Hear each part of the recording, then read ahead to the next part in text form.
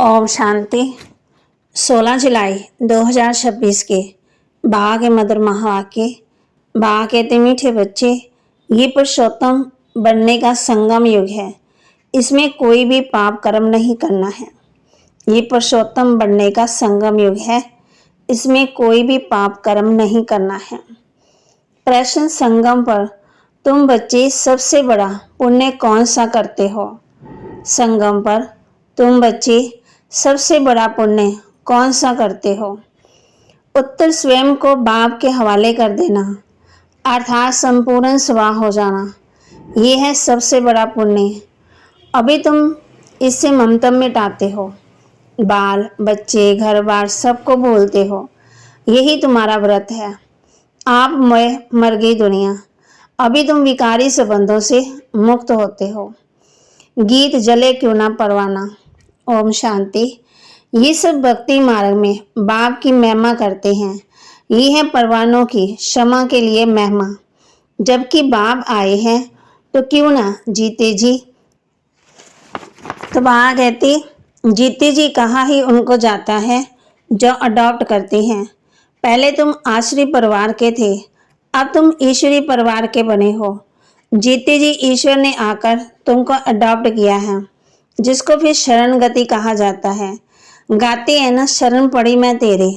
अब प्रभु की शरण तब पड़े जबकि वे आए, अपनी ताकत दिखाएं, जलवा दिखाएं। वही सर्वशक्तिवान है ना। बरोबर उनमें कशिश भी है, सब कुछ छुड़ा देते हैं। बरोबर जो बाप के बच्चे और बच्चियां बनते हैं, वे आश्रय संप्रदाय के संबंध से तंग हो जाते हैं। कहते हैं बाबा कब ये संबंध छूटेंगे। यहाँ ये पुराना संबंध भुलाना पड़ता है। आत्मा जब देह से अलग हो जाती तो बंधन खत्म हो जाते। इस समय तुम जानते हो सबके लिए मौत है, और ये जो बंधन है ये सब विकारी हैं। अब बच्चे निर्विकारी संबंध चाहते हैं। निर्विकारी संबंध में थे, फिर विकारी संबंध में पड़े, फिर हमारा निर्विकारी संबंध होगा। ये बातें और किसी की बुद्धि में नहीं होती। बच्चे जानते हैं हम आश्रय बंधन से मुक्त होने का पुरुषार्थ कर रहे हैं। एक बाप से योग रखा जाता है। उस तरफ है एक रावण, इस तरफ है एक राम। ये बातें दुनिया नहीं जानती। कहते भी हैं राम राज्य चाहिए, परंतु सारी दुनिया रावण राज्य में है, ये कोई समझते नहीं।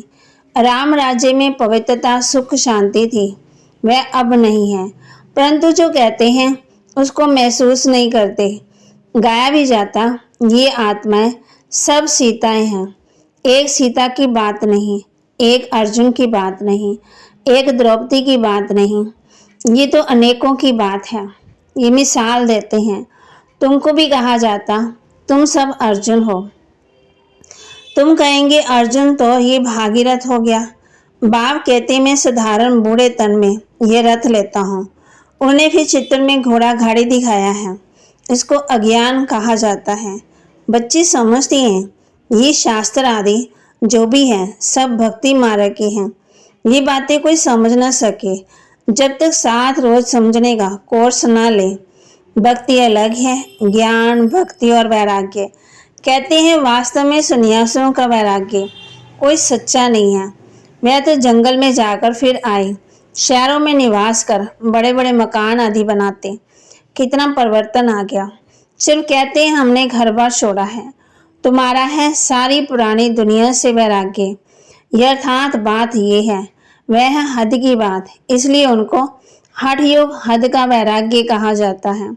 तुम बच्चे जानते हो ये पुरानी दुनिया अब खत्म होनी है, इसलिए जरूर इससे वैराग्य आना चाहिए। पुरानी दुनिया से वैराग्य। बुद्धि भी कहती है नया घर बनता है तो पुराने को तोड़ा जाता है। तुम जानते हो अभी तैयारी हो रही है। कलयुग के बाद फिर सतयुग जरूर आएगा। अभी यह है पुरुषोत्तम संगम युग। पुरुषोत्तम मास भी होता है। तुम्हारा है पुरुषोत्तम युग। पुरुषोत्तम मास में दान पुण्य आदि करते हैं। तुम इस पुरुषोत्तम युग में सर्वस्व स्वाहा कर लेते हो। जानते हो ये सारी दुनिया ही स्वाहा होनी है, तो सारी दुनिया का सर्वस्व स्वाहा होने के पहले हम अपने क्यों नहीं स्वाहा करें। इसका तुमको कितना ना पुण्य मिलेगा। वह है हद का पुरुषोत्तम मास। ये तो बेहद की बात है। पुरुषोत्तम मास में बहुत कथाएं सुनते, व्रत नियम रखते हैं। तुम्हारा तो बड़ा भारी व्रत है। तुम्हारे बाल बच्चे घर बार आदि सब है, परंतु दिल से ममता मिट जाता है। बाबा कहते, आप मोए मर गई दुनिया, तुम जानते हो ये सब खत्म हो जाएंगे। हम बाप के बने हैं पुरुषोत्तम बनने के लिए। सर्व पुरुषों में अर्थात मनुष्यों में उत्तम पुरुष ये लक्ष्मी नारायण सामने खड़े हैं। इनसे उत्तम कोई भी मनुष्य हो ही नहीं सकता। लक्ष्मी नारायण विश्व के मालिक थे।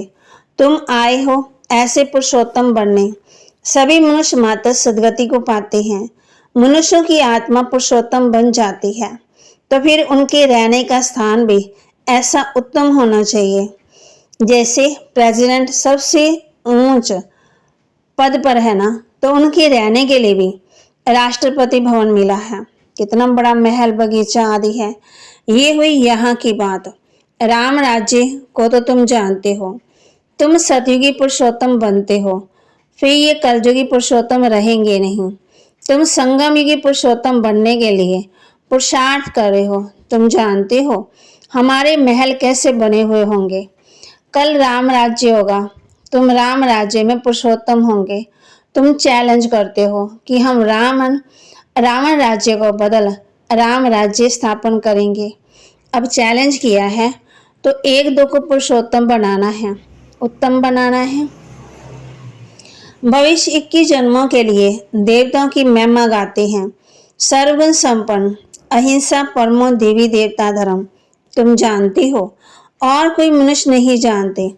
तुम दूसरे जन्म में पुरुषोत्तम बनेंगे, फिर इस रावण राज्य का कोई नहीं रहेगा।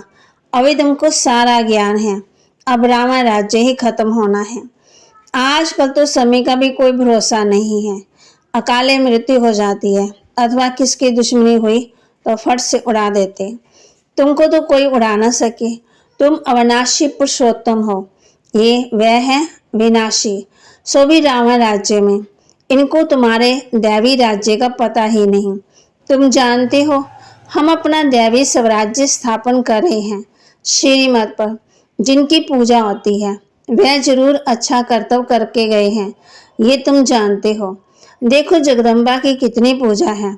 अब ये है ज्ञान गणेश्वरी। तुम जगत अम्बा की बच्चियां हो। ज्ञान गणेश्वरी और राजरेश्वरी दोनों में उत्तम कौन है? ज्ञान गणेश्वरी के पास जाकर अनेक प्रकार की मनोकामनाएं सुनाते हैं, अनेक चीजें मांगते हैं। जगदम्बा के मंदिर और लक्ष्मी नारायण के मंदिर में बहुत फर्क है।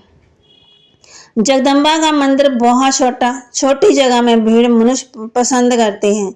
श्रीनाथ के मंदिर में भी बहुत भीड़ होती है। कपड़े का सोटा लगाते रहते हटा। तो बाबा बताती कि कलकत्ते में काली का मंदिर कितना छोटा है। अंदर बहुत तेल और पानी रहता। अंदर बड़ी खबरदारी से जाना पड़ता। बहुत भीड़ रहती है। लक्ष्मी नारायण का मंदिर तो बहुत बड़ा है। जगदम्बा का छोटा क्यों? गरीब है ना, तो मंदिर भी गरीबी का ही है। वह शाहूकार तो मंदिर भी कब मेला नहीं लगता। जगदम्बा के मंदिर पर बहुत मेले लगते हैं।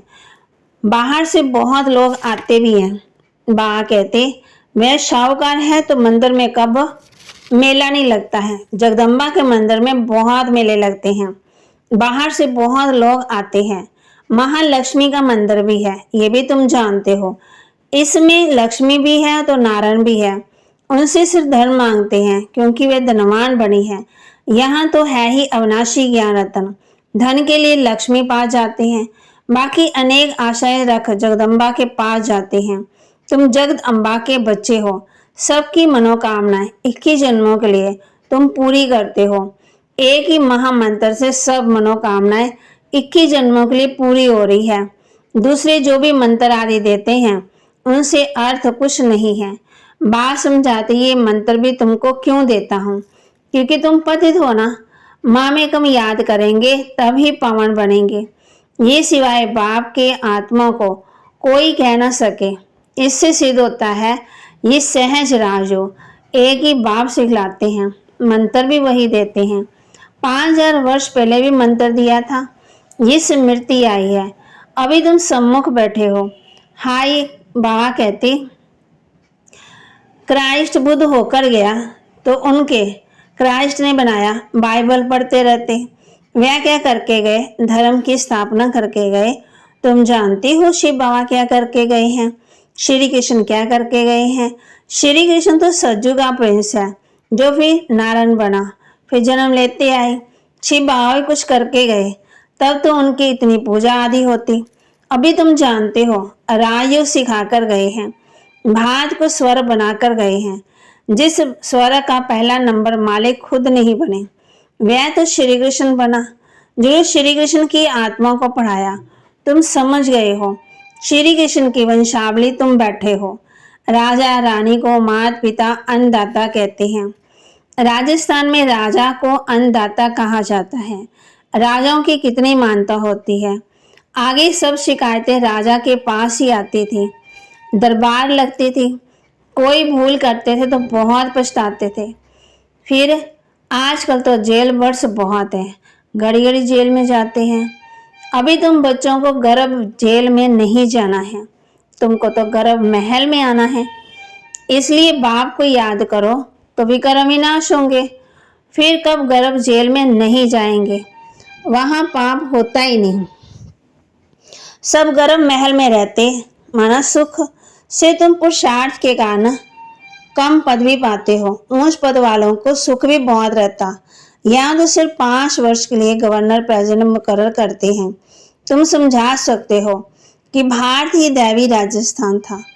अब भी तो ना राजस्थान राजस्थान है और ना राजा रानी है। आगे कोई गवर्नमेंट को पैसा देते थे तो महाराजा महारानी का टाइटल मिल जाता था। यहाँ तुम्हारी तो है ही पढ़ाई, राजा रानी का पढ़ाई से नहीं बनते। तुम्हारी एम ऑब्जेक्ट है, इस पढ़ाई से तुम विश्व का महाराजा महारानी बनते हो, राजा रानी भी नहीं। राजा रानी का टाइटल त्रेता से शुरू होता है।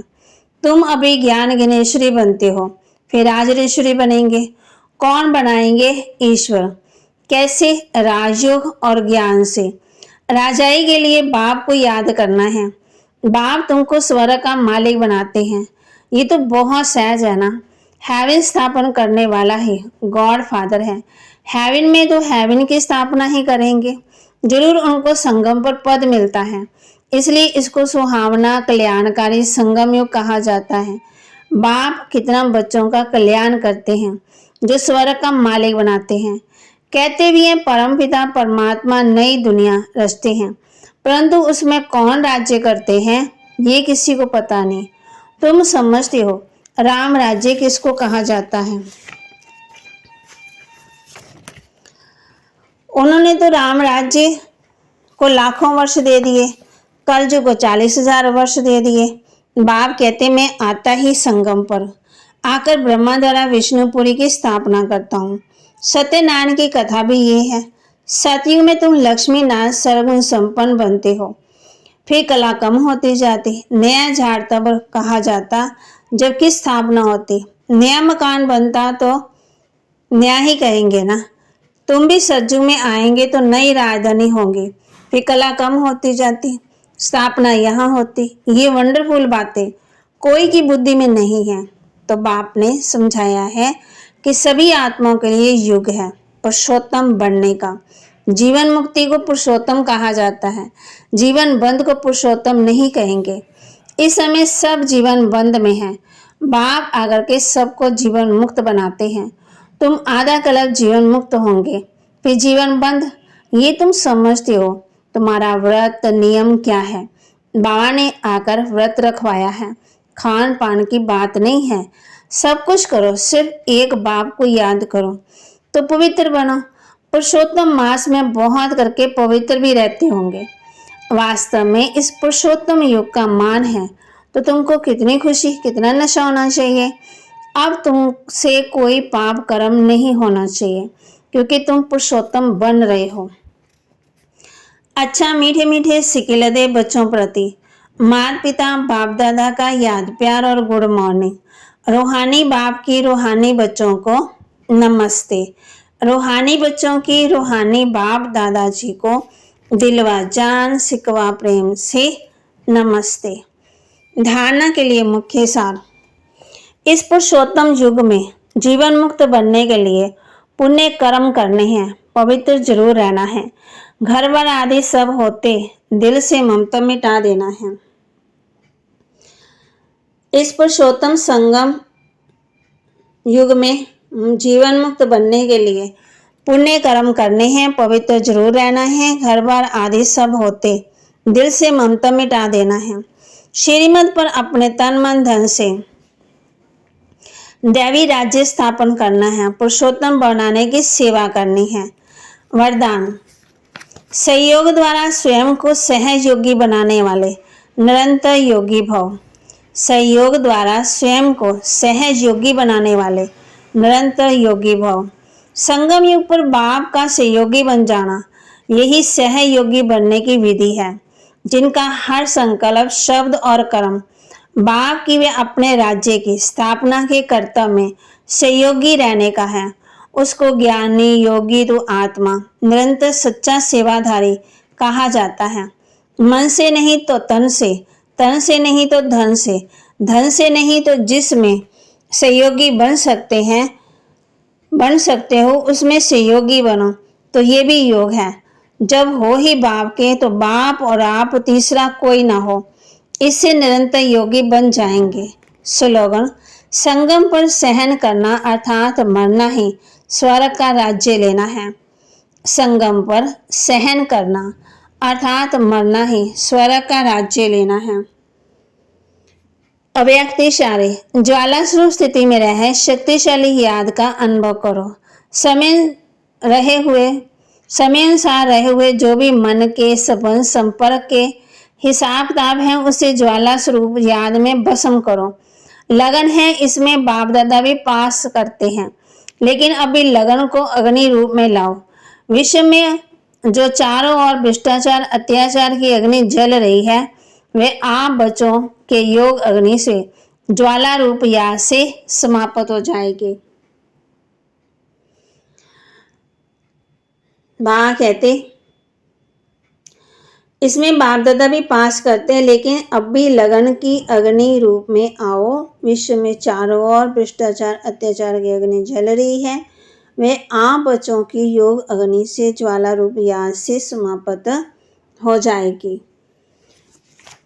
तो बाबा की महावाक्य को लाइक करें, शेयर करें, सब्सक्राइब करें और अपने जीवन में जरूर धारण भी करें। ओम शांति।